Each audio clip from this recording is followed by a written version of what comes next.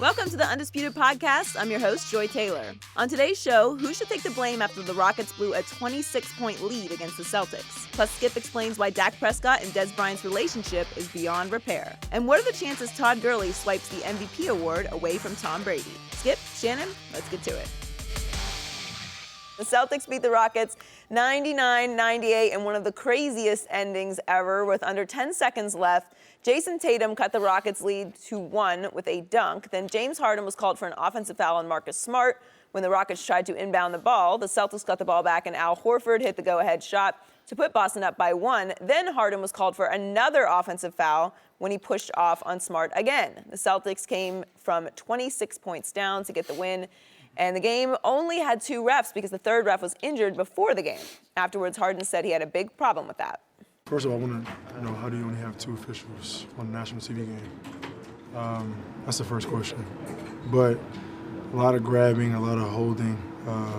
When am I supposed to? How else am I supposed to get open? A guy has 2 arms wrapped around my whole body. You know, it's just tough. You can't have 2 officials in a professional game. There's a lot of no calls that need to be called because that changes the dynamic of the game. You know, then you got fast break points, no calls, turnovers, or whatever the case may be. But it's a professional game, national TV. Can't happen. Shannon, did the refs get the calls right? I believe they did. I believe if those are fouls in the first quarter, they should be fouls in the fourth quarter. I hate that he called them because now it takes the emphasis off the Houston Rockets. They blew this game. And now it makes it James Harden is wanting to make it seem like the referees cost them the game. They were playing the entire game. They got up by 26, Skip, with 2 referees. That's all they had, 2. Yep. Wasn't a problem then. I didn't hear nobody mention anything about they only have 2. I didn't even know it. I didn't know it until this morning. I'm just, I ain't got no sound going. I'm just watching the game. You should turn that sound up. Nah. It's pretty clear. Sometimes they tell you stuff that's happening. I don't need to know all that. They wasn't going to change anything. They still lost. They did. Well, I wish they'd had the third ref because he probably would have whispered in James Harden's ear, you know you guys are up 26. Jacking up quick threes is not really helping you guys, okay? But never mind that, Skip. Harden pushed. And I think what Harden did is like, okay, you called that on me? You ain't going to call it again. Oh, you ain't going to call that again now. Hold on, I know that's not going to happen. And guess what? He called it again. It's almost, Skip, I get pulled over with a speeding ticket. And then on the process, the officer gives me the ticket. I kick up dirt on his car, pulling away. What you think he gonna do? Woo! Pull me over again. And that's what happened to James Harden. Skip, the ref didn't cost the Rockets this game. Their play. And this is the concern that people have about Mike D'Antoni come playoff time. Skip, they had 5 assists in the second half. They had 1 in the fourth quarter. They were still playing. The Houston Falcons should be ashamed of themselves. Yep. Oh, my bad. Houston Rockets, Atlanta Falcons. Well, same thing, Joe. You get where I'm going. Skip, they ought to be ashamed of themselves. You're up 26 points, and you're jacking up threes like you're down 26. At some point in time, you got to run the offense. But I think their offense is James Harden shooting step-back threes, James Harden going to the free throw line. Those are their first 2 options. And then, okay, I'm watching the game, Skip, and not like I said, I don't have the sound. I'm watching Eric Gordon, Skip. They get a second chance. They get a rebound. He jacks up a 3 with 20 seconds left on the shot clock. I'm like, why? That's what they do. Exactly. And that's not an offense. At some point in time, you're like, you know what? We need to slow this tempo down. But they didn't do that. They kept jacking up shots. Give the Celtics. They kept scrapping. They kept fighting. But you missed Marcus Smart. He traveled on that one call. He got the ball and I thought he was doing electric slide, Joe. You could have called it. Oh, no, they should have. They should, Cupid shuffle at that. Yep. They should have called it, but they didn't. Skip, and that's what I hate about this game is that these 2 calls overshadowed what Houston didn't do at the end to close this ball game because they should have won this game going away. But they didn't because they got reckless with the ball. They kept jacking up quick shots. And you know what? The Celtics say, you know what? We're getting closer. We're getting closer. And they tighten up, Skip. We've seen games like this before in other sports. They tighten up in the end, and it cost them the ball game. But I know what you're going to say. What? Go ahead. Oh, well, tell me. Now, you told me Tuesday because Kevin Kevin Durant is playing better defense than LeBron James. That's why he got the call. So I guess Marcus Smart is a better defender playing better defense than James Harden is playing offense this year. Marcus Smart's a hellacious defender. And by the way, when he was guarding James Harden last night, James Harden was 0 for 7 with 4 turnovers.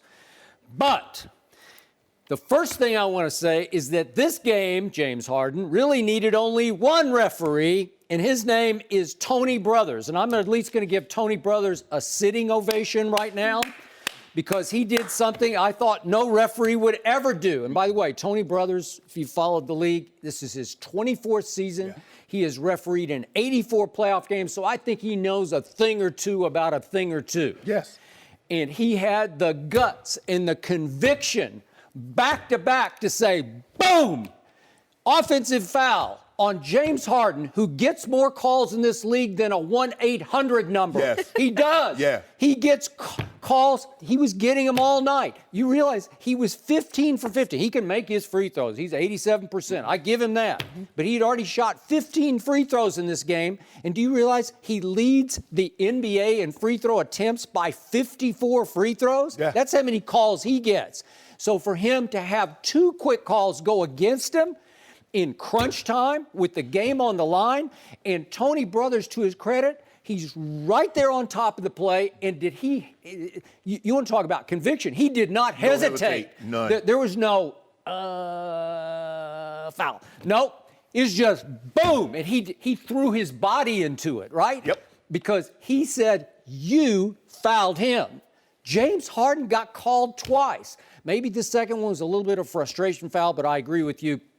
If you're going to call it once, you really got to call the other one. And it was right in Tony Brothers' face, and he said, in your face, James Harden, and just basically took the game away from the Houston Rockets. Now, big picture, what was happening in the game? And again, we're back to reputation. I'm going to remind you, and these referees, they watch, they follow. Of course. Their sound is up. They know what's going on when they watch their games. And in this case, let's go back to the closeout Game 6 in Houston against my San Antonio Spurs last year. What happened or didn't happen? James Harden disappeared, like all-time disappeared, for a guy who's always an MVP candidate. He's back and forth. He got the Players MVP a couple of years ago. And in that game, he scored a grand total of 10 points on 2 for 11 shooting. And Houston is APB on James Harden. Well, last night, to me, what you saw was one team with high basketball character. They may not have high talent, but they got high basketball character against another one with questionable basketball character. You had one team with huge heart, and the other team, to me, has small heart, sometimes no heart. You have clutch guts on one team, and you have disappearing act on the other team. And in the end, those referees know that this team is all about track you down, come from behind, and the other team's a fragile front runner. So in the end, Tony Brothers says, you didn't earn the right to get away with those 2 push-offs. And the first one was, you could have gotten away with not calling it, but he slammed down the gavel on it. And then the second was a blatant push-off. You got to call it, because as you said, he called the first one. So and look, I'm with you, Marcus Smart. He picked up his plant foot. It's as simple as that. He traveled. So I'll give you that. It's a hard call to make because it's over in the corner and the referee's not right on top of it. And I guess that's what James Harden is alluding to. If you'd had the third referee, maybe he would have. Okay, all right, that's fair. And by the way, at that moment, it's shaky because if you make that call, there's 7 seconds left, and the Rockets have the ball and a 3-point lead. So I think they're probably going to get it home. But what happened, Skip, if you remember earlier, they tried to inbound the ball, and they had to take 2 timeouts in the front court. They did. So now, if you didn't have to use those timeouts, you'd have had those 2 timeouts to walk the ball to the front court. But because Trevor Ariza couldn't get the ball in, or he felt uncomfortable, because we saw what Boston did to Indiana just a week ago. Quick pass to end up stealing the ball and winning at the buzzer. They did. I thought a lot of this goes back to Mike D'Antoni. Skip, why are you playing so small? They got Aaron Baines. You got P.J. Tucker trying to keep Aaron Baines off the glass. So they're getting extra rebounds. Why would you bring Tarek Black? Bring Nene. Nene is 6'11". Now, he's not a defensive stopper. No. Al Horford is not looking to put the ball on the floor and get to the rim. He brought Tarek Black in to guard Al, I guess, and he's 6'9". I don't know. Brought him in with 16 seconds. I would have put Nene in you because could. you were going 2 for 1. Because you're going 2 for 1 because you substituted Ryan Anderson out to bring Tarek Black in to play defense. I would have put Nene in a little bigger body that's going to not let Al Horford walk him down and then turn over and shoot a 5-foot jump But hook. remember, Al Horford wasn't having a very good game. 9 points. At that point, he had 7 points and 8 rebounds. And for him to have the guts to shoot a little baby hook on the baseline, it's a hard shot. Skip, he's 5 foot from the basket. He's 6'10", shooting over a 6'9". Okay, guy. but that's a hard, because there's no backboard shot. Yeah. Straight on, sideways. And he finally, he made it. He just sort of gutsed it in. All Tarek Black did was just hold his hands up. You got to challenge that jump. Okay. But that's what I did. That's the only one of the problems that I had is that they stayed small for so long, and Boston started killing them on the glass because I know PJ Tucker's tough, but he's not keeping 7 foot big as Aaron Baines is off the glass. Nope. It's just not going to happen. And he ended up missing the one big free throw that opened the door late. I know somebody else missed a free throw too, but we ain't talking about that. You know what? I'm glad you brought that up. I'm going to talk about it because on this side of the table, I am objective. I am the biggest Kyrie Irving fan. He's the best closer in basketball, and by his standards, and I'm setting his bar up there in that LeBron territory. No, don't do that. Yeah, I do. Come down. As a closer, I'm going to put it up here. He was awful down the stretch. He was awful. He missed a free throw that could have tied. Missed it. That was with 3:08 left. He did make a driving shot after that, but then he had another drive. He's driving left, right-handed, and they said Ryan Anderson got a hand on him. I'm not even sure. He just missed it. Right. What about and that then three? he had a travel, and that was with 18.7 seconds left. And I thought that had lost the game because it was just a turnover. It wasn't a travel. He just lost the ball up the middle of the floor. What about that 3 though? He missed. I don't know any threes. Oh late. yeah, he missed a 3. But Late? don't worry about that. Late. Well, don't worry about I just gave you the trifecta. But there. you should have known. I mean, you saw game 3. He was over from the 3-point line. But I don't want to talk about it. But I need to know one thing. Can they ask me? Wait, did you just bring up game 3? Whoa, You mean Skip. of the finals? Skip, I'm trying Whoa. Hold on. You just opened the door. I'm going to step through it quickly because that was the game in which the king in his palace has the ball in his hands with 1 minute and 30 seconds left and a 4-point lead and spit it up? Are you kidding me? That's the all-time low point of the king's career to me. You got to close that. If you don't mind me asking, who should get credit for saving Kyrie last night? Should it be Marcus Smart or Al Horford? I think it should be the whole team. Everybody No. chipped in. And by the way, Kyrie scored 26 last night and led the team. You know, that's pretty good. How many scored in the fourth quarter? He is 1 for 3, I believe. Yeah. Okay. Yeah. Because you remember now in Game 6, you tell everybody how LeBron turned the ball over. Okay, how he missed the 3-pointer. Okay, wait a second. And Ray Joey, Allen. did I not just declare that he had a poor night by his standards? No. I agree with you. But he is playing defense in ways I never saw him play defense in Cleveland. He is actually igniting the defensive charge of this team. He's setting the tone. This team is second in defense. It finished last year 12th in defense. What's happened? Kyrie's happened. Marcus Smart continues to happen. Terry Rozier, he plays all 12 minutes of the fourth quarter last night. Yeah, and he had some big buckets in the fourth. This team has heart and guts and, as they all kept saying afterwards, extreme resilience. Yes. There are a lot of cliches going on in there, a lot of intangibles. They're not the most talented team. Last night they were down Jaylen Brown. They're obviously down the whole year an all-star in Gordon Hayward, who was lost, obviously, in Game 1 at Cleveland. They're going to play next Wednesday night back in Boston. And Boston last night, just remember, they had played back-to-back at Charlotte. And they came home. But you say Charlotte is nothing, though. Okay, but I'm just saying you have to fly and play. You know, it's hard to play back-to-back. Ask LeBron James. Oh, whoa. Ask him. So But they listen, come Charlotte, home. Charlotte's nobody. Do you know how much energy it takes to come from 26 down against a team that is I do know. Me and Bron know because we just did it last year against Indiana with Kyrie on the bench. We know how hard it is to come back from 26. The biggest come from behind in playoff NBA history. I don't think Kyrie was on the bench. Oh, you know, Skip, don't do that. He was not on. Yeah, don't do that, Skip. So guess what? The Boston Celtics, they're almost halfway through their schedule. Yeah. They're 29-10, which has to be the surprise of the NBA season. Yes. and they're 3 games up on the Cavs and the Raptors. That's pretty great, don't you think? Maybe that's the Kyrie impact. This is what we know. Well, they had even when Kyrie was on the Cavs last year, the Boston Celtics finished with the #1 seed in the East. But this is what we know. They have no answer for 6'9", 255-pound, the dude that's about to have a birthday tomorrow. Happy early birthday, Bron.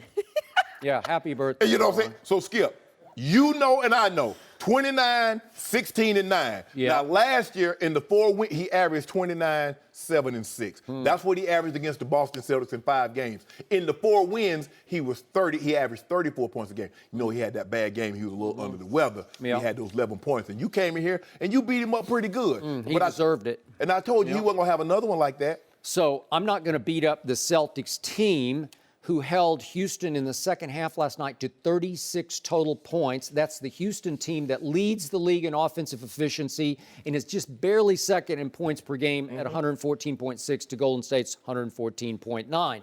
That's the firepower they have. That's the team that you said you like better than the Thunder. I don't like them better than the Thunder. I don't like them at all. I've told you that from the start. Did they not have CP3 last night? They did not. Or Clay Capella. Okay. So has that team with Capella and CP3 on his Clippers and going back to his New Orleans days, have they all had big flameouts in the postseason? Sure. They have. But, so has Mike D'Antoni had flameouts in the? But yes, he has. But Skip, if you look at it though, a game that CP3 has started and finished, they're unbeaten. Okay. You think that's going to keep? No. You think it's going to keep happening? I don't.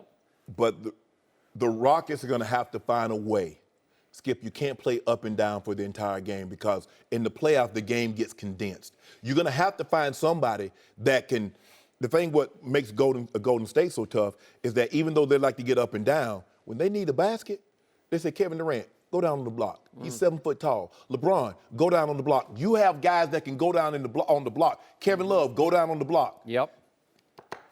Houston doesn't have this. So it's James Harden shooting the 3 step back. Skip, they were up 2 points. James Harden shot a 34-footer with 36 seconds on the clock. You tell me that makes sense. And I get it. That's at that point in time, you're up 2. Run some time out the clock. I get it. Did you see what he did with 2 minutes left? Dribble, dribble, dribble, dribble, dribble, back and forth, back and forth, back and forth, step back 3, and it looked like dagger. Yeah. But that other team will not quit.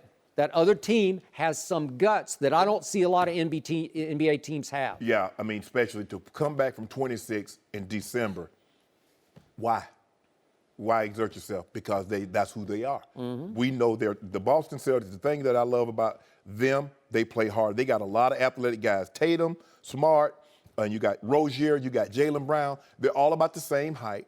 They're athletic. They can rotate multiple times. They can knock down big threes. And then you got Kyrie. Al Horford is going to have his games where he chips in with 20 and 10, might have like 7 or 8 assists. But this team is to be reckoned with. We knew that. I always thought they were the second best team in the East. And we're going to talk about this a little later. But, don't matter where we finish. We can be 1 seed. We can be 5. We can be 8. But you got to come see the king. You got to see him twice. You got to beat him twice. You got to slay the dragon 4 times. Can you do it? Do you realize how big a break LeBron James got on opening night in his house when Gordon Hayward went down? They're down an all-star, probably for the whole year. Do you realize what that did for you? It became cakewalk again. I got some hope for this team. It's not that talented. It's Gordon Hayward, Gordon Ramsay, we don't care. Yeah, you should. We don't care because you got to come to our Hell's Kitchen. Yeah. You got to come to the Q. I don't know if that's now, you know what? We want to go there. We go to, what is it, TD, what's the name of their building? TD something bank? Whatever it is. It's the Garden. No, there ain't no Garden. Yeah. No, they tore down the Boston Garden. That place got air conditioned. Yep. They don't get to ride the subway and pull right up there to the Garden. That ain't the Garden, so stop saying that. There's no mystique in that building. Next Wednesday night, there's going to be a lot of mystique. Put something on it. Yeah, Put something on it. Ain't no might. Yeah. Put something on it. I just might. I need to see if Jaylen Brown gets healthy. I don't care if Jaylen Brown, Leroy Brown, Yeah. I don't care who playing. Yeah. Charlie Brown, throw him in there too. Yeah. You don't want to see the king. You know, Skip, why you do that? Why you hyping these people up actually think the Celtics going to beat the Cavs? I've been watching the King lately, and I don't know. What don't you know? Yeah, I was watching that Sacramento game. And they just looked tired. Yeah, he looked tired. But now he in Sonoma, sipping on a little wine. Oh, they got some good old vineyards up there. I might take a trip up there myself. He's in Napa, right? Yeah. Yeah. I might go on up there and take a little wine test. And I heard it's great up there. You good up there. Yeah. Well, the next test, speaking of tests, is that ex-little Celtic star, the little 5'10" guy who plays little to no defense and loves to hog that basketball. He's going to try to fit in with your man. I love how now he hogs the basketball. All last year he talked about he's the most clutch guy in the fourth quarter. He was loving him. Now he's a ball hog. I know what you're trying to do, I Skip. didn't love it. You trying to upset our apple cart. You trying to cause dissension. It's about to get It ain't about to upset. do nothing. Yes, it ain't about to do nothing. Isaiah Thomas, quote unquote, I will average 30 a game for the Cavaliers. He will average 30 minutes a game for the Cleveland Cavaliers. That's what he meant. Really? Minutes, not points. They play in the TD Garden. TD Garden, yeah. TD Garden. So it is technically called Yeah. the Garden. Yeah. It doesn't matter. Yeah. It can be secret garden, Barry White secret garden. It doesn't matter. No mercy.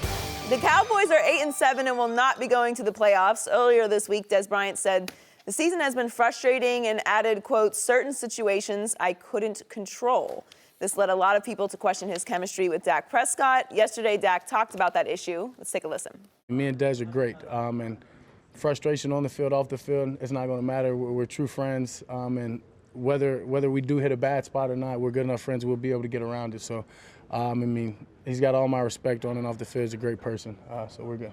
Shannon, do you believe Dak? Nope.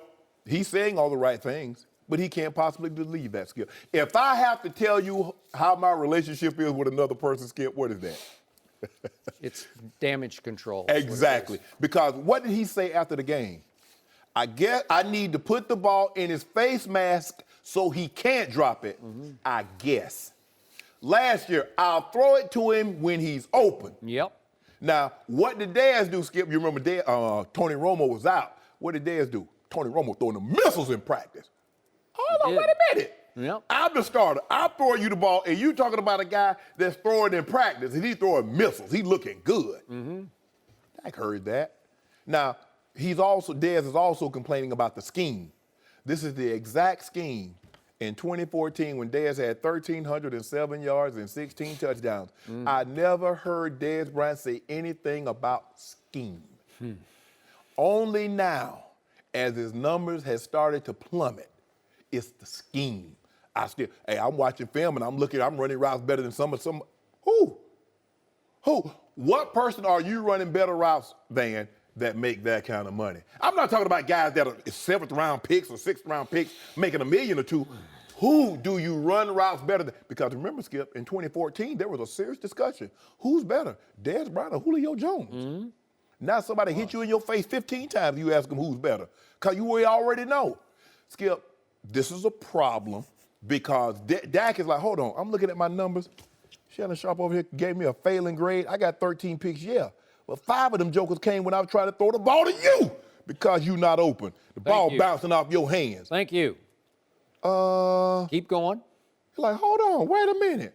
You keep on talking about your number. You still there, you ain't going to take no pay cut. Yep. I get it. And I've been very fortunate that I had a great relationship with John, and I've had great relationships with all the quarterbacks. John Elway. Elway, yes. But Skip, when I have to tell you my relationship with anyone, there's a problem. Because obviously people see things, and it's like, that's not common. John would have never said, even if I dropped 4 passes in the game, which I never did. But anyway, even if I had, John ain't saying, I guess I got to put the ball between the 8 and the 4 to make sure he can't drop it. Yep. I throw it to Shannon when he gets open. Well, I catch it when he throw it to me. That's what Dad should have said. Well, I catch it when he throw it to me. And then Dak would say, that's a lie. I threw it to you Sunday, and you dropped it and cost me an interception. I threw it to you, you fumbled it, and I threw it to you again, and you dropped 2 more passes. Yep. So that's a lie. If I throw it to you, you're going to catch it. It's a problem, Skip. Yep. This is a problem. And I told you it was going to be a problem because he started chirping last year at the rookie quarterback. He did. The quote you speak of, the face mask quote after the game the other day, the loss the other day, the one that I will never recover from, the face mask quote was a bridge burner between Des Bryant and this quarterback. It was teetering last year after the opening quote after the first game, I'll throw it to him when he's open. And I'm going to remind everyone, shortly after that, Dez, unfortunately for him, got hurt. And I'm going to remind everyone that they went for 3 games and they took off without Dez Bryant. They went to San Francisco, which wasn't a huge thing, but they fell behind 14-0, and they stormed back, throwing to Bryce Butler in place of Dez Bryant. Then they came home to face Cincinnati, which at that point had a top 5 defense. Some people thought they might be the best defense, and that Dallas was going to have a hard time establishing any kind of run game against Cincinnati. No Dez Bryant. Didn't matter. They punished Cincinnati running and throwing. That is correct. And then they went up to Brett Favre's house on the not yet frozen tundra. But it was dreary. It was raining. It was raining. It was a dreary day. And they beat the stuffing out of Aaron Rodgers and company with no Dez Bryant. Well, just put that in your bank. You could see what was happening. They had a more wide open, varied offense. Right. It had more breadth to it. It was harder to defend because it wasn't 88 over there with obvious single coverage. And one thing about Dak Prescott, he is a student of the game, and he goes maybe to a fault by the book. Correct. He goes through his progressions. And when his progressions scream, 88 is single covered out here. Cole Beasley's doubled here. Maybe even Jason Witten is doubled in the middle. Right. The book tells me I got to throw it to 88. And the stats tell you that 88 leads the NFL in drop passes. Right. That won't work because you kept going to a dry well, to use a Jerry Jones term, right? Correct. And if you keep going and you throw him the 11th most targets in the league, that's high. 11th most, there are 32 teams in the league. And he comes up with only the 23rd most catches in the league. Yes. You're going to lose a bunch of football games. Yep. And to your point, if he lets you throw into pick sixes because the ball goes through his hand, at some point, it's just not working. I don't know why. Romo had a rapport, had a wavelength, had a soul connection with Dez. You know why, Skip? Because if Romo threw it, that's Tony Romo. That's what Tony, accident waiting to happen. Yep. Tony, So we expect, if Tony Romo has always had riverboat gambling in him. He was always Brett Favre because he would put the ball in harm's way. Sometimes good things happen. He grew up loving Brett Favre in Wisconsin. Right. Yep. Sometimes good things happen. Sometimes they didn't. But Dak was taught early on, Dak, we're going to run this ball, and hey, if he's open, throw him the ball. If he's not, hey, we check it down. We live to see another day. But Dez probably went upstairs, Jerry. So now they're forcing him to throw the ball. I know what his read says. Dak says, yes, my read says I should go to Dez Bryant because he's single coverage. But when I watch the tape, he ain't nowhere near open. So I'm putting the ball in harm because those interceptions, they don't say they carry them off Dez Bryant's hand. See, when you like 13 interceptions, they don't say, well, 5 of them carry them off Dez Bryant's hand or, something. No. That says 13 interceptions, Dak Prescott. So I'm asking Dez, who are these receivers, the elite receivers that you say you run routes better than? Yep. And Skip, I don't know who he's talking about. Terrence Williams? I'm surprised that the story about when Dak hadn't gotten more legs, when Dak said, I got to throw the ball and put it in his face mask so he can't drop it. Yep. I guess. I guess. Skip. That was the most truthful thing Dak's ever said publicly because he always says the right thing, politically correct thing. Well, he did say he just spilled his guts. Exactly. Yeah. I told you, people, when you're angry, you're drunk, or you're a child, you tell the truth. No, he was upset because this was right there for him. He said leading up to the week, everything for us is in front of us. We control our own destiny. And he just saw, he throw it to a guy, he drop a couple of them, caroms off his hand, a pick, throw it to a guy, punches it out. Dak's like, what am I supposed to do? You telling me I should give him the more opportunities, but look at what he's doing with the opportunities that I do give him. Yep. So what am I supposed to do with that? How is that my fault? And what did I just tell you in the previous discussion we had about Todd Gurley and Tom Brady? To me, the quarterback position is 10 times the most valuable. So in this case, again, I'm going to side with Dak Prescott. Unfortunately, the owner is probably going to side with the wide receiver. And I'm not saying wide receivers are a dime a dozen, but you can replace the wide receiver before you can replace the quarterback. Absolutely. Everybody's still looking for about half this league is looking for a quarterback. Putting up Dez Bryant numbers now, replacing an Antonio Brown or Julio Jones, or those top guys. But a guy that's putting up Dez numbers, there are 15 guys to do that. Sure. And they won't cost, and all of them together might cost you $16 million cap. Yep. So my Dallas Cowboys are stuck with a Dez dilemma. They're not stuck with it. Well, they are. I think they are. And if I'm right about this, if the owner's going to hang in with him and say, we'll figure it out next year, I will not love my team's chances nearly as much next year if they're stuck with this going forward, because this is a troubled relationship between the quarterback and the receiver, and we saw it all year long. But how is Dez going to get better, Skip? How is he going to get better? You know what? That's exactly the problem here. We talked about it yesterday. Would he suddenly submit to, I'm going to become Larry Fitzgerald. I'm going to figure out how to play in the slot and become a possession inside receiver. And I'm going to learn. I'm going to study the whole offseason. I'm going to figure out how to find those soft spots in the zone. He's not going to do that. Has he ever demonstrated that to you before? They don't play slot receivers $14 million. No. So he's looking at it like this is as a demotion. He's not looking at it, well, I can probably help my team more in here than out there. But Skip, you gotta have a very, and I'm not saying Dez is illiterate or dumb or anything like that, but to play the slot, things happen a lot quicker. We're just talking about football IQ. Yes. Because you got to realize, Skip, you're not getting a whole lot of, you're running outs, you're running go balls, you're running, skinny posts or whatever. But you got shallow cross. Do I A window, the B window? Do I keep going? Yep. Okay, where's my zone? All that. Am I hot?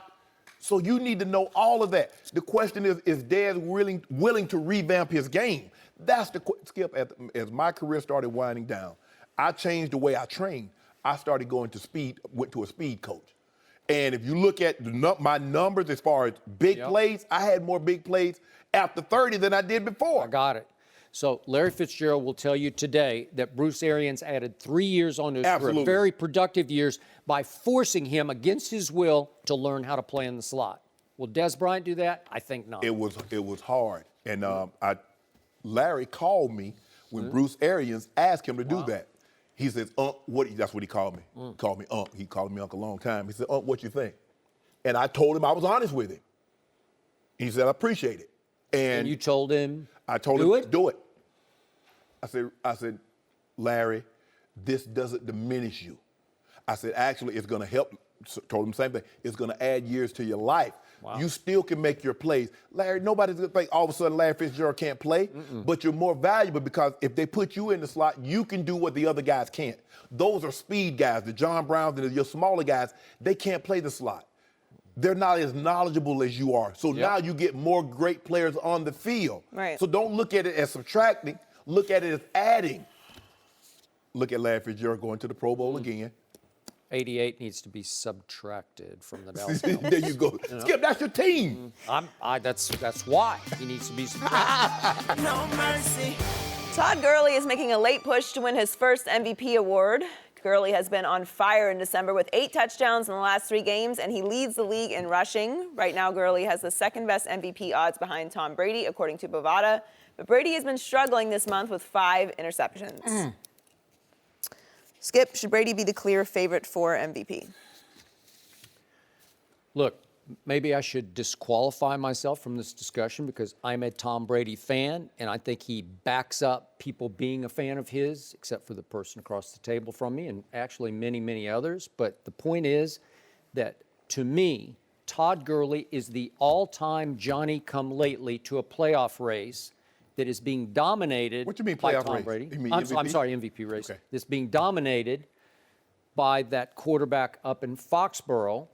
And there is so much resentment of that quarterback. Maybe there's so much burnout factor because people are just sick and tired of Tom Brady winning and winning and winning that it was like with 2 weeks left in the season, or actually 3, oh, wait a second, there's Todd Gurley. Wait. We could jump on that bandwagon. No, Todd Gurley was always there, but the guys that were ranked in front of him started getting hurt. Antonio Brown, Carson Wentz. Tell the truth, Skip Bayless. Okay, I will tell the truth. So I'm going to look back at some games of rushing by Todd Gurley, a running back for the Los Angeles Rams. Okay. Started out against Indianapolis in the first game, and he went 19 times for 40 yards, rushed 19 times for 40 yards. So I know he catches a good number of balls, but then against Seattle in probably their biggest home game of the year, he rushed 14 times for 43 yards. And then at Minnesota, you could argue their second or third biggest game of the year, he went 15 times for 37 yards. Against New Orleans, pretty good defense, 17 for 74. That's not exactly dominating. At Arizona against a division rival, 19 for 74. Not exactly Terrell Davis kind of That's production. 4 yards a carry, but we'll take it. Okay. And then against the Eagles, he was pretty good. He had 13 for 96, caught 3 for 39, but they lost the game. So these are big, huge home games in which the MVP should take the game over, but he plays a position that can't dominate a game the way the quarterback position can. So to me, the quarterback is always 10 times more valuable than the running back or the receiver or even the pass rusher. In the end, it's just a quarterback's game. So I can't get it through my head, even though he has caught 788 yards worth of balls. That's good, but he's rushed for 1305. So you watched a guy in 1998 win MVP. Rushing for 2,008 yards. Yes. Well, that controls the clock, plays keep away. It just bludgeons a defense. It has more impact running the football than catching swing passes or little pop passes over the middle. And that was Terrell Davis, 2,008 yards, and he scored 21 rushing TDs. So now Todd Gurley has 19 total TDs, but 13 rushing and 6 catching. Right. Well, then we saw Adrian Peterson threaten our man Eric Dickerson's all-time rushing record for a single season.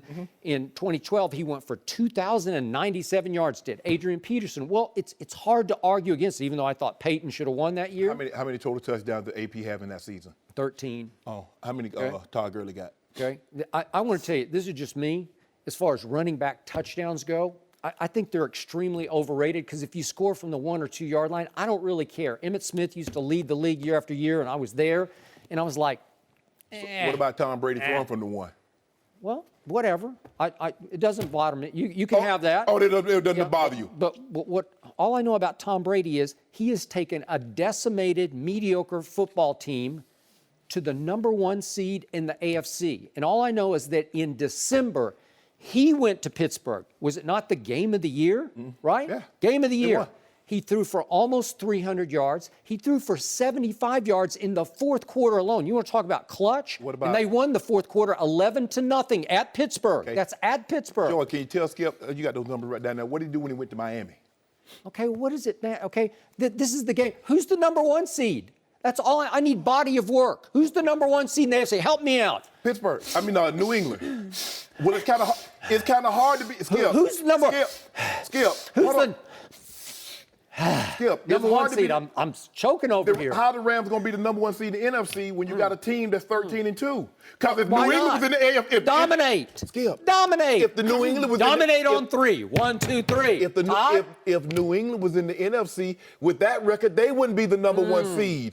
Oh, see, I love how you do that. Because look, I believe Todd Gurley. Will you tell him what? Can you tell him what Todd Gurley did when he went to Jacksonville? Jacksonville got the #1 defense in the NFL. Look on that paper. I don't see it over I know, there. but I just gave you 1, 2, 3, 4, 5, 6, 7 games in which he was just kind of average or sometimes below average. It's not great. It's not transcendent. It's not Terrell Davis in 1998 or Adrian Peterson in 2012. Okay, if you don't mind me asking. And you're trying to make a case over what His Tom first game of the Brady season, did? first opening day. You win the Super Bowl, they're going to drop the banner. They dropped 2 banners. They dropped one with the Lombardi Trophy and another with 28-3. Can you tell people what Tom Brady did against Kansas City? You know what? My restaurant over here, it only serves #1 seeds. That's all we got is #1 seeds. Hold on. So Tom Brady visits my restaurant every night because he's the #1 seed. Can you tell the people at home in Kansas City, it opened Thursday night, everybody's watching. They unveiled the banner, they filled the Lombardi Okay, in you got it. In the 28-3. Can you tell the people at home? Yeah. Okay, the third he had game. a miserable game. Wait a second. No, Then what no. happened? With the season teetering, what happened the next week? Help me out. You tell the people. Tell the people what happened the second week of this season. So the season, Tell 'em. hold on. The season is teetering. 2 weeks into the season. Well, yeah, it is after that. That was a devastation, man. They got blown off the field. Did they lose the fourth quarter like 21 to nothing? Yeah, Skip, you're right. They went to New Orleans. They had to New York. Because it's a scary place. Do you remember what happened the last time Tom Brady went down to New Orleans in 2009? Yeah. Right? Okay, good. I'm glad you brought that up. Yeah. And then Cam Newton brings his Panthers. See, we're going to sweep that under the Hold on, carpet. Skip. I gave you that. Yeah. He outdueled Drew Brees, had 302 yards in the first half, threw for 400 in the entire game. But Carolina Panthers, Cam Newton came to Tom Brady's house. Yeah. Can you tell the people what happened? Yeah, Tom Brady had a masterful game, had an 88 QBR. It's hard to have an 88. Masterful. I started serving wine, Joe. I heard 300 yards. Guess what? That was in the stretch in which the New England defense was historically bad. Skip, hold on. It was by Skip, far the worst you gonna let me make my defense. point? What was the final score? 36-33. So Tom Who had Brady, the 36? wait a second. Who had the 36? Tom Brady hung 33 points on that vaunted Carolina defense. I just need to Wow, know. interesting. I just need to know who had the 36. Yeah. Because I'm not clear on that. Who had the 36? Who had the better QBR? You know that my pop-up shot, Joe, I heard someone told me, came out here earlier today, and he said, people like wine. You just stepped So in now what I have to do now is that since my pop-up shops, I serve wine Tom Brady- with my hot dubs. Tom Brady outplayed Cam with a little Newton cheese. today. I'm I got sorry. a cheese dub now. You stepped want one? in that one. Keep stepping. Keep If stepping. you don't mind me asking, Yeah. in Miami, can you tell the people at home Tom Brady's stat? Well, they had a bad game. He's He's seven, 7-9. Joy, you see what he did? Wait. Did you see what I did? I called it ahead of it. I've been saying all year, that's the game they're going to lose. Because you Wait a say second. Tom Brady is 7-9 in his career at Miami. It's hard. It's hot. It's late in the year, and Miami can rush the passer. New England cannot protect its passer. You've been saying it all year. He's taken too many hits. It's going to take a couple of more years off his career. So they can't protect. He's got nobody. I called it early in the year. I said the Rams were going to lose at home to Seattle. So I go here. I told her that, Joy. So if he had a bad game, see what I did? I did a preemptive strike. That's what Skip did. He said they were going to have trouble. No, it's just an educated prediction. Yeah, that's what I did. I predicted that Seattle would hand it to the Rams in the Coliseum. You know what? I don't think you predicted that. Because I think we sat here with Eric Dickerson. I think both of you picked the Rams. Okay, how about this I'm here? pretty sure that was true. I'm going to give it to you like this. I picked Seattle. I'm going to give it to you like this. Carson Wentz in 3 quarters against the Rams has as many touchdowns in the month of December as Tom Brady has. In 3 quarters, Tom Brady has the same amount of touchdowns in the whole month of December. Hey, we're not talking about. We're talking about Todd Gurley here. So why didn't Todd Gurley cancel it out? Whoa, Skip. It's his home game. Hold on. Where was he in that game? Skip. He Can you tell the people at home what Todd Gurley did to your Dallas Cowboys on the road? Yeah, I can tell them exactly what happened. There was no Sean Lee in the second half. We led the first half 24-16, and in the second half, Todd Gurley ran wild because everybody ran wild on my defense with no Sean Lee.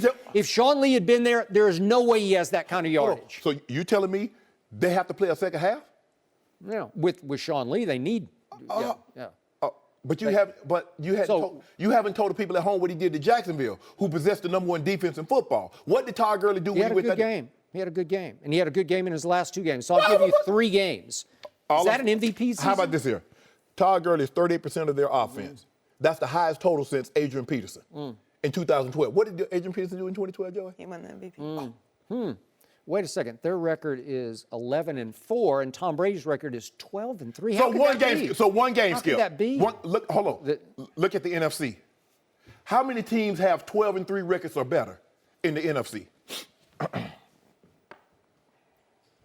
don't even know what your point is. You know what my point is? I don't. Tom Brady is 12-3. The Pittsburgh Steelers are 12-3. They got a 13-2 in the NFC. They got a 12-3. They got a bunch. As a matter of fact. Okay, NFC, well, let's just keep it. Hold on, 11 Tom Brady can only beat who he gets to beat on his schedule. So who has the toughest strength of schedule of anybody in the AFC playoffs right now? Who has it? Counselor. I'm asking you a question. Who has the toughest strength of schedule of any AFC playoff? Why does that matter if you got Tom Brady? Well, it doesn't. That's what happened. One team has Tom Brady, and it has the toughest strength of schedule of any playoff team. Have we seen? Wow, that's interesting. So I'm just trying to figure out How did he pull this off? What do you mean this pull is it his off? greatest accomplishment. How? Because he lost Julian Edelman and then Chris But Hogan. you said he's nothing. You said Hogan's nothing. He can lose 40 No, you lose said guys. that. I No, didn't you say said that. it. You said it. Or they're not Julio Jones. They're not No, Antonio Brown. That's what you kept telling me. Julian Edelman's like, are we really putting him in the same sentence with Julio? No, first of all, they interesting. play different positions, and for what they need. See, that's how you look at it. You say, well, if the guy's not Julio or AB, he's not a legit receiver. If he's not Le'Veon Bell or Todd Gurley, he's not a legit running back. But for what the Pittsburgh Steelers, when have they ever had a top, other than Randy Moss, when have they ever had a top outside receiver? Well, at least last year they had Martellus. They lost him again this year, right? Skip. They had Malcolm Mitchell last year. They lost Skip. him this year. What When- did they? I don't even know. It's just like Gronk or bust. I'm asking you, since Tom Brady has been there, when have they, with the exception of Randy Moss for those 3 years, have they ever had a top 5 guy play outside of the numbers? Thank you. That's why he is easily the greatest quarterback ever. He takes guys off the street and they used that kid Hollister the other day. They featured some guy named Hollister, you can't, an undrafted rookie from Wyoming in the first quarter the other day. They featured him. You can't say Michael Jordan is the GOAT because he's 6 for 6, and then say Tom Brady is the GOAT when he's 4-2 and Joe Montana's undefeated. You can't say that, Skip. 5. Okay, he's 5-1. I give him that he's 5-1, but he's lost. So how does he get to be the GOAT? Because if you can be the GOAT by losing championship games, well, I got some serious questions for you. I need to ask. Well, I mean, Michael Jordan is the greatest performer in any sport ever. He just is. Whoa. Yeah. No, that's not what you said. You said Tom Brady surpassed Michael Jordan. I said in clutch performances on the biggest stage, he has. How do you? Because it's hard for Michael Jordan to compete with that. Well, how do you? Well, you He's lost been 2 games. He's You been lost 2 dominating games. the Michael Jordan never lost in the last two finals. fourth quarters. No, but the game is not just fourth quarters. So I'm just trying to figure out how Tom Brady gets to be the GOAT when he's lost 2 championships. You already told me he's the GOAT. No. I'm telling you. Well, you told me last year. Okay, I'm telling you Todd Gurley's the MVP. Wait a second. I'm telling you Todd Gurley's the MVP. Which side are you arguing now? I'm you asking told you. me before last year's Super Bowl, Tom Brady's the greatest quarterback ever. I'm just using your argument. Now what? I'm just using your argument. You used the argument says if you go undefeated in championship games, that makes you the GOAT.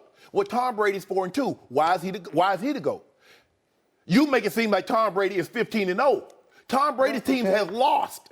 Tom Brady has played bad. Look at here. He only had 70 yards here. He only had 80 yards there. Okay. You make it seem like Tom Brady's thrown for every game 300 yards. What are you talking about? Against the Giants, he lost twice. In the first one, he threw what looked like was the winning touchdown pass Did he throw with for 2 minutes left. Did he throw for 300 yards? No, that was a really great defense. Oh, well, wait a minute. You mean to tell me the GOAT can't beat a really good defense? They got 1 Hall of Famer. They had two on New England. Randy Moss and Tom Brady going to the Hall of Fame. Obviously took the luckiest play in Super Bowl history to beat Tom Brady in that game. And Eli admits it. It was just he just closed his eyes and threw it as far as he could. Victory and it stuck in Tyree's awaits face the mask. man that has everything in order. Luck, some call it. No, you see what you did there, Skip? You know, in all of his Super Bowl performances, Tom Brady missed 1 throw, and it still should have been caught by Wes Welker. And if it had been caught, we'd be having another different conversation. Well, you know what? If Seattle would have run the ball, He only won 5. No. What will his record say? What would the resume read? He's 4-2 currently. Skip, you're trying to minimize, and I get, because you have to look at it. When Terrell Davis ran for those 2,000 yards, there was a different league then. They didn't throw the ball. He's won 5. I'm talking about Todd Gurley. Oh, Todd Gurley. Tom Brady's won 5 Super Bowls. Okay, he's won 5. I say he's won 6. No, stop doing that. Skip. But I'm saying he 5 has actually won 5. No, he's 5-2, Skip. Well, that's not 7-0. That's really good. Oh, okay, well, hold on. Perfection. We strive for perfection. Is $2.99 really good in bowling, or is $300 perfection? Is $2.99 what's a perfect game? What's a perfect game, Skip? What's a perfect baseball? If he pitches a perfect game, what is that? I don't care. You do care. I don't care. I care that Tom Brady is the MVP, and you know it in your heart, and but you haven't just told me trying why. to defy it. Now you're going by wins. I just told you now why. You're going by wins. Oh. He took a decimated, mediocre football team with a defense that right now has given up the 29th most yards in the league. If you don't mind Let me finish. Okay, go ahead. The 29th most yards in the league, and he overcame all that to the number Fifth one. in total D. Number 1 seed. Fifth. He beat Pittsburgh at Pittsburgh again to get to 11-2 lifetime. If you don't mind me asking, Skip, who did they lose off their Super Bowl winning roster? that said they were going to be worse than what they were last year? I don't know. I don't even know what you're talking Todd about. Gurley, hold on. Todd Gurley, that team last year, what was their record last year, Skip? They had a But different terrible coach. Whoa, You know whoa, it. whoa, He whoa, whoa, whoa. sabotaged the whole year. Don't do that, Skip. Well, you're the guy. You tell me that, and I agree with you. I didn't say he sabotaged. Although I think if you ask that coach, he would say that he's responsible for he- this team. Yeah, Skip. exactly. It's okay. The cupboard was loaded. It wasn't bare. It was loaded If you don't with mind me, talent. if you don't mind me asking, since you say the quarterback is always the most important, who's more valuable, Leonard Fournette or Blake Bortles? Well, it just every once in a while, there's a 2000 Ravens where the middle linebacker is more valuable than the quarterback. I got no problem with that. Yeah. It happens. It's the aberration. It happens, Joyce. It's Sometimes the aberration is Todd Gurley is your MVP. It's the exception That's to the my rule. point. Thank you, Skip. But Appreciate it. the Jacksonville Jaguars will go as far this year as Blake Bortles takes them. You know it, and I know No further questions, Your Honor. No mercy. There will be a lot of scoreboard watching on Sunday. The Falcons host the Panthers and the Seahawks host the Cardinals, with both games at 4:25 Eastern on Fox. Atlanta is in the driver's seat for the last NFC wildcard spot, while Seattle needs help to make the playoffs. Shannon, which team would be a bigger threat in the playoffs, the Falcons or the Seahawks? I thought long and hard about this. I'm going to say the Falcons because they do have an MVP. They can throw the football, but those two running backs are dynamic. They are. Freeman and Coleman are unbelievable. Skip, in the last two games, the Seattle offense has 285 total yards. In 2 games, 2. They can't run the football. Russell Wilson is everything. Had Seattle not been as bad, their record, Russell Wilson really should have won the MVP. Skip, he has nothing. When you say he has nothing, he has nothing. His offensive line we know his offensive line is worse than Brady's. I know what they represent defensively. They bowled their back on Sunday, Skip, because ED put their business out there in the street. I blame ED for the Thank you. Cowboys record. He and Sean Lee are directly responsible for what happened to the Cowboys. Yeah, mostly Eric, though. But Matt Ryan has struggled this year, Skip. He has 19 touchdowns. Last year, he was 38-7 in his MVP season. That's a significant drop. Yeah. So, but even with that being said, if Russell Wilson doesn't play dynamic, they have no chance of winning. At least Matt Ryan can fiddle around and hand the ball off to Freeman and Coleman. They can go get you 200 yards rushing. Falcons. I just don't have. I have no trust in Seattle's offense. I didn't need to think long and hard about this. Right away, I'm thinking Seattle because I like Seattle's its football character. I don't trust Atlanta.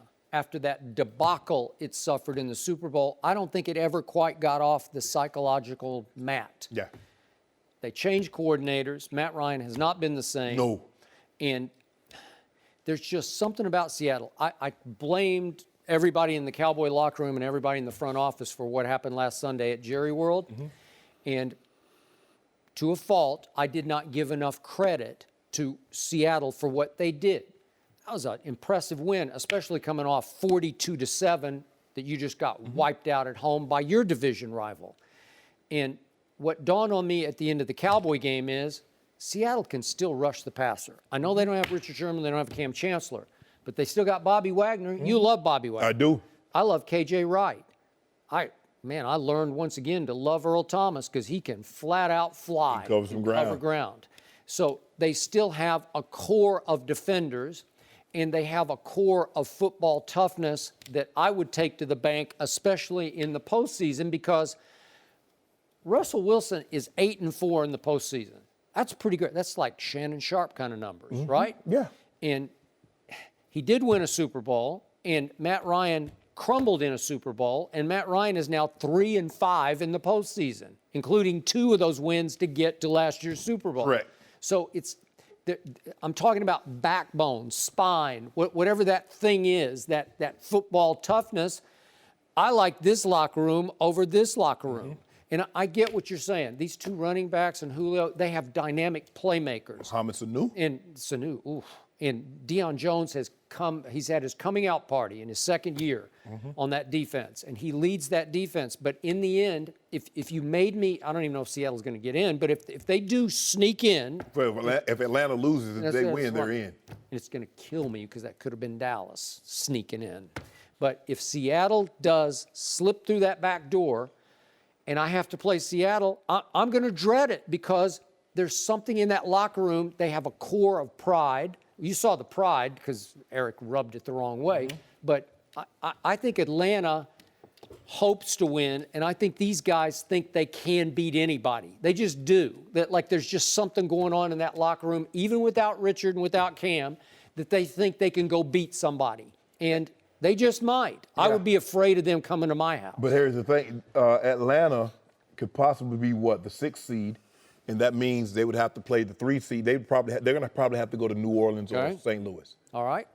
I mean St. Louis, LA, the Rams. Okay. They're going to have to come to the Coliseum. They're going to have to go down to New Orleans. Okay, so as it sits right now, Seattle might get to go back to where we're right here now, Los Angeles. Yes. Well, guess what happened when Seattle came to Los Angeles during the regular season? They won. I know it went to a last throw that was not caught by the rookie receiver. But they had Cam and they had a lot of other pieces then. I got it. But still, I think they would believe they could come and figure out how to win that game.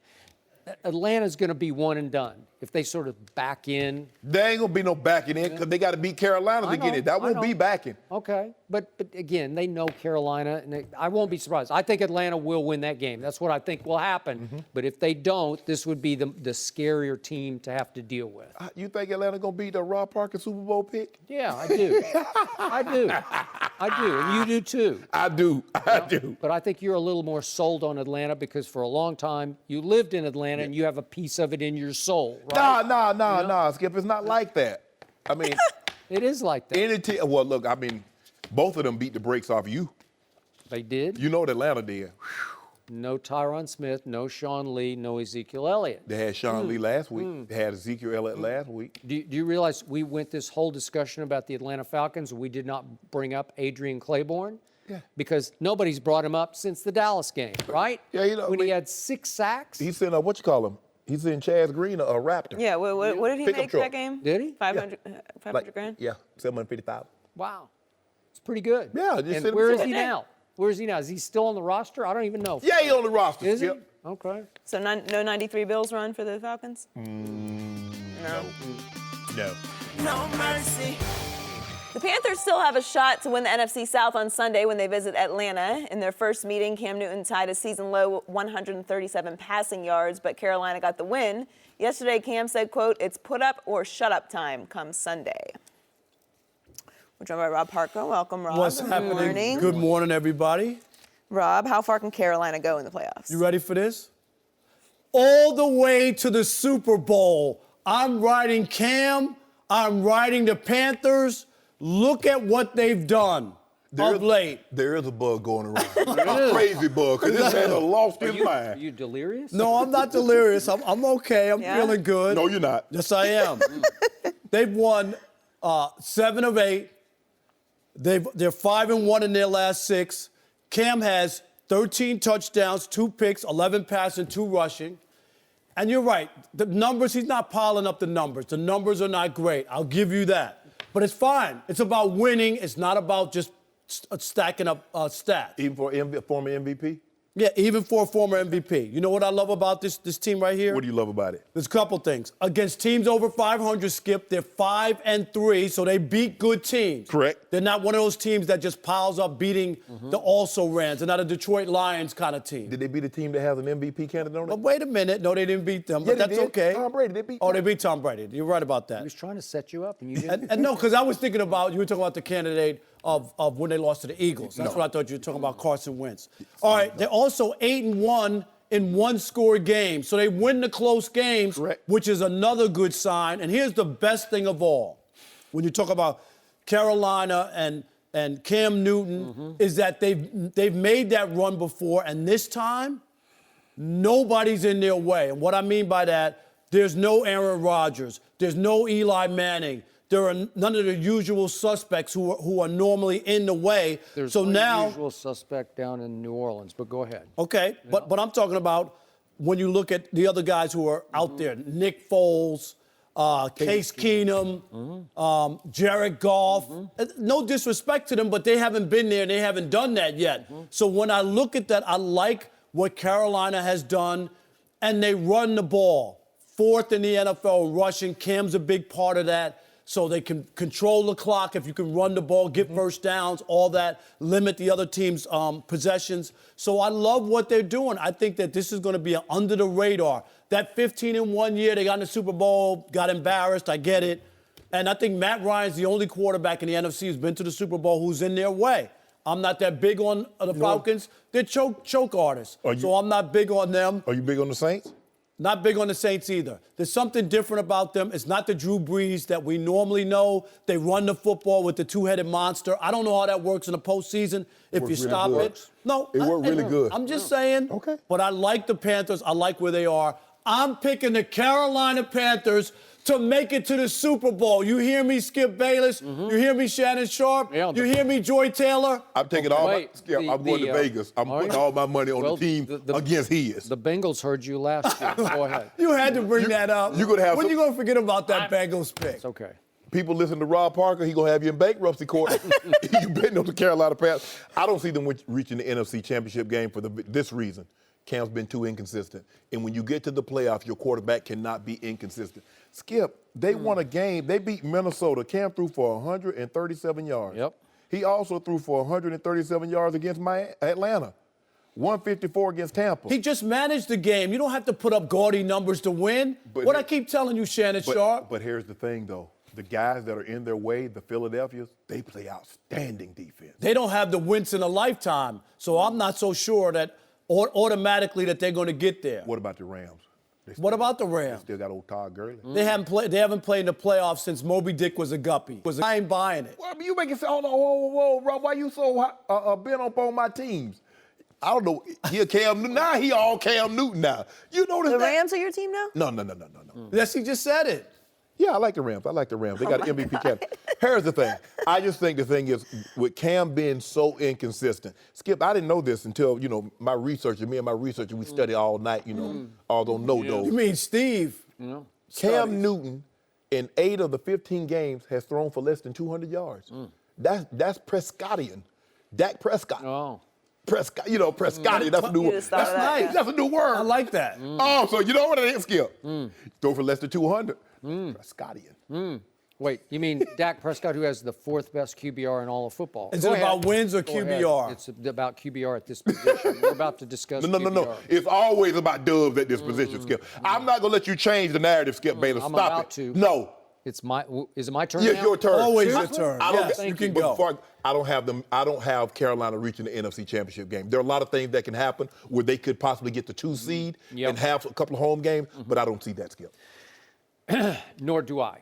So the team you kept sweeping under your carpet, the New Orleans Saints, went to Carolina and won 34-13. And then at New Orleans, it's a hard place to play, but Cam lost 31-20. Hard to beat a team 3 times in the season. It's very hard. Who knows if they're going to play? But the point is, I would right now slightly favor New Orleans. But to your point, I have never seen the NFC more wide open than it is right now because those top 2 seeds have backup quarterbacks. Right. So I give you that. And yet, you just heaped even more pressure on your man Cam Newton. And I hope he can bear up under it because he had one breakthrough season, the MVP season, and he's never been a big QBR quarterback because he's not a big performer. He'll make small plays, but not the huge plays, and he won't throw for big numbers. So in that 1 year that he won the MVP, and he definitely deserved the MVP, his QBR was 67, which on a scale of 0 to 100 for all those 16 games, it's not great. I got to tell you, that's probably, I haven't looked it up, but it's as low a QBR as any MVP will ever have. If you take his other 6 seasons, including this one, and average his QBRs, 56. It's barely above average because, to your point, he's wildly inconsistent with his numbers. His performance, he rushes the ball. He's their leading rusher. He's Carolina's lead rusher. He obviously leads all quarterbacks in rush yards. So I'm going to give you a chance there. But the team that got to the Super Bowl was carried in part by that defense, right? This year, that defense is not really carrying this team. Yeah, but they're 7th in the NFL in defense, which is good enough, and there's only 2 teams in the playoffs who are ahead of them. Points allowed, they're 11th. So it's not a dominating defense. Their turnover ratio, they're not forcing turnovers. They're tied for 15th in turnovers forced, and in ratio they're 14th. So they're not that team going back. What was 2015. it? 2015. They were terrorists. They went into Dallas on Thanksgiving and just terrorized. Romo threw 3 picks, and they pick 6 all year long. The defense carried. Not that Cam didn't have a great year, but the defense had an Cam had a great year that year, and this is the other part, 35 too. and 10. Right. But the other part, too, is, again, they've excelled against good teams, which I like. When you go into the playoffs, everybody's a good team. And number 2, they have a signature win in Foxborough against Tom Brady and the Patriots. So they were able to go and win a big game on the road, and that's what you need. You need to have that kind of confidence and that kind of ability to win a big game. That's why I like the way it sets up for them. Who was the first person to say that, Skip? It's hard to beat a team or a person 3 times. Because my brother beat me up 300 times. Because he was bigger and better than I was. That's how it But works. I'm talking about in a football game. I'm still hurting over the Jets and the Dolphins in 1982. The Jets beat them twice during the regular season, and then they get into the AFC, was that 83? AFC Championship game, right? Against the Killer Bees. Against the Killer Bees, and Richard Todd throws a pick to A.J. Dewey. They lose 14-0. I've never gotten over that game. Here's the one time, I was a fan back then. I was in college, and that game sticks with me because the Jets had to beat the Dolphins 3 times. You were in college in the 80s? Yeah, I was in college in the 80s. He was in it for a long time. Yeah, he must have been. I graduated in 1986. I was in college 82 to 86. I don't know, Rob. What? Do the math. I'm see. Hold on. Let me see. Hold on, Skip. Let me do something quick. 1960. 1964. What are you talking about, 1960? You the age of my sister. And she graduated high school in 78. Is she so single? 82. No! So, Rob, you have heaped pressure on Cam Newton because this offense to me is mostly Cam or bust. Correct. I just don't, like, you love Christian McCaffrey in part because you play with his father. I didn't love him coming out, and I think they thought he was going to change life in Carolina. He has not changed life. And by the way, last night I was watching the guy who's still there, Bryce Love. He's going to be better than Christian McCaffrey, especially as a running back. But Skip, he gets injured too much. He's smaller than Christian. But he can tear it up. Yeah, but he's not, I mean. Well, he got his hand cut open last night. I don't know. That was then freaky. Remember, he's dealing with ankle problems. He had does. lower leg problems. Okay. He's a sprinter. So he's thinly built. But Skip, I agree with Skip. I just don't think Cam with the consistency. And when you get to the playoffs, your quarterback has to be consistent.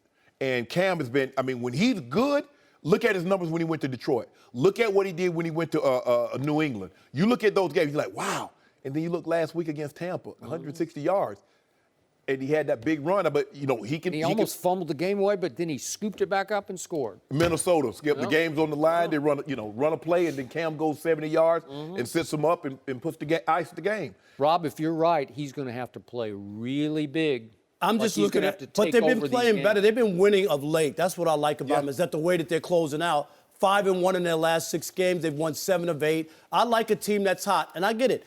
The numbers aren't spectacular, but it's about winning. I always tell you, Skip, sports has a short menu. Wins, losses. That's all that matters. Nothing else matters. You gonna go eat at Rob's restaurant? I got. Yeah, he better come eat there. I serve there. wine. Is that right? I serve wine because Joy like wine. What's the rating outside of Rob's restaurant?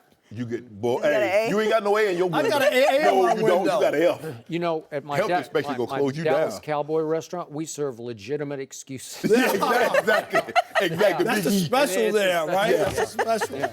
All you can eat for free. No mercy. Thanks for listening to the Undisputed Podcast. I'm Joy Taylor. Keep an eye out for a weekend edition of the podcast tomorrow morning, featuring this week's best NFL segments. Have a safe and happy New Year, everybody. Fox Sports 1 of 1.